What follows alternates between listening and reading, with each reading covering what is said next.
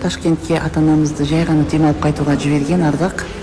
Сөйтсе анамыздын бүкүл анализи нашар болуп чыгып, дарыгерлер ойбай деп хабарласып, бүгүн отбасыбыз менен аяк астынан Ташкентке келип калдык. Азыр энди түгөл текшертебиз. Сап-сау жүргөн адамдын анализи сондай болуп кетет деп эчким ойламайды ғой. Мындай клиника бар экен Ташкентте. Енді осы жерде көреміз қазір қалай болатынын. Қайтадан анализ тапсыру қайтадан басталады. Енді біз үшін дұғада болыңыздар. Дархан, менің інім, Дархан туған інім. Ардақ. Анаңыздың жағдайы жақсы ма деп сұрап жатсыз. Алла разы болсын қыздар. Анамның анализдері өте жаман шығып тұр. Маған өте ауыр бұл.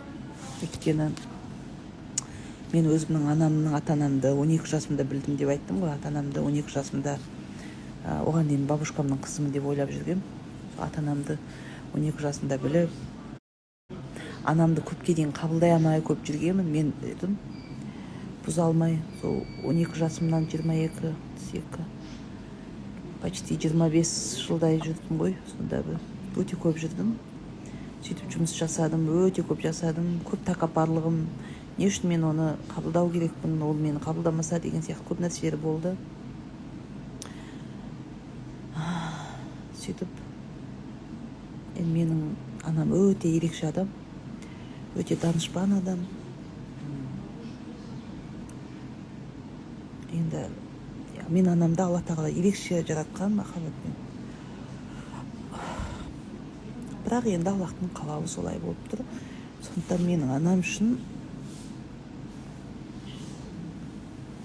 дұғада болыңыздар. Мен сырт көзге білдіргім келмейді, бәрі жақсы, өзінің аяғымен жүрген адамда бәрі жақсы болады деп ойлаймын. Бірақ жүрегімнің түбінде сондай бір өкініштер болып қалады, әртүрлі жағдайлар болады. Сондықтан анасын қабылдай алмай жүрген, анаға байланысты жүрегінің реніші бар адамдар болса, бәріне айтқым келеді. Работайте. Если у вас проблемы, бегите к маме. Если вам одиноко, бегите к маме. Если жүрегіңіз жабырқап тұрса, жаныңызда тыныштық болмаса, анаңызға жүгіріңіз. Анаңызға. Оның ошибкасына қарамаңыз.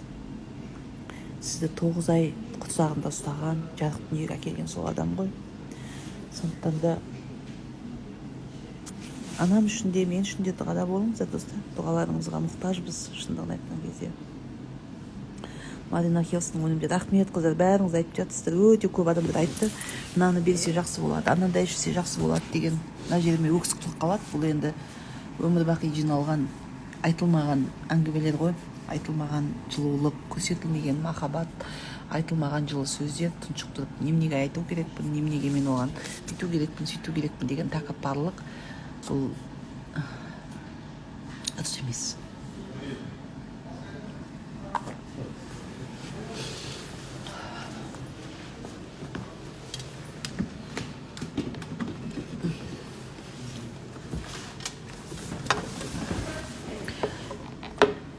Аллаға шүкір, қазір бәрі де жақсы. Просто бүгін кеше санаторийда айтты, анализдер өте қиын екен, ешқайда қозғауға болмайды. Мен айттым, қалай қозғауға болмайды деп. Сөйтіп айтып жатырмыз. Бүгін басқа жаққа алып келдік, сенбей. Соны жаңа Ардақ апарған бір израильский больницаға алып бардық. Ол жердегілер айтып жатыр енді. Анализ келмей тұр дейді, қарауға да келмейді. Деп, мен анам енді қалай айтсам болады, өте мықты адам, психикасы мықты адам, ешқашан ішіндегі болын, ренішін ешқашан көрсетпейтін адам, бәрін ішінде ұстайды. Қазір де айтады да, айта береді бұл врачтарым, мен өзім жүрген адаммын, аяғыммен жүрген, бәрі нормально болады деп тұр да. Енді мен де солай ойлаймын, бәрі жақсы болады десе жақсы болады деп халыққа әңгіме айтқанда бәле дейміз, жақсы болу керек деп сөйтіп қоямын. Бірақ жүректің түбінде бір мұң болады енді, честно айтқан кезде. Анаңыз сізге айтты ма, құшақтап көрді ме? Енді оның бәрі жақсы болды, айтып тұрмын ғой. Осы енді анамды енді қабылдап, енді тауып, енді жылы сөзімді айтқым келіп, махаббат мейірімді ол ашып көрсетіп, мен ашып көрсетіліп, арамыздағы реніште претензияның бәрі жойылып, ерекше бір бала деңгейіне түсіп, еркелегім келетін осындай бір сәтке енді келген кезде осындай жагдай болуп атыр. Сондықтан да намазымызда дуа кылсаңыздар, Алла разы болсын. Менің енді біреу білет, біреу білмейді. Толық аты жөнім негізі Айнұр Серікқызы. Мен негізінде отчеством Айнұр Серікқызына Алла жар бол, жолын ашық қыл. Осы марафондары хайырлы болып, сабаққа қатысушылардың бәрінің өмірінде жақсы жаңалықтар болсын, адамдардың барлығы алғыс айтсын, жолы ашық болып, Алланың панасында болсын деп мен үшін дұға жасап қойған кісілерге Алла разы болсын. Мен үшін тахаджудке тұрыңыздар деп ешкімге айта алмаймын. Егер тұрып жатқан кісі болса, мен енді екі дүниеде риза боламын ол адамға.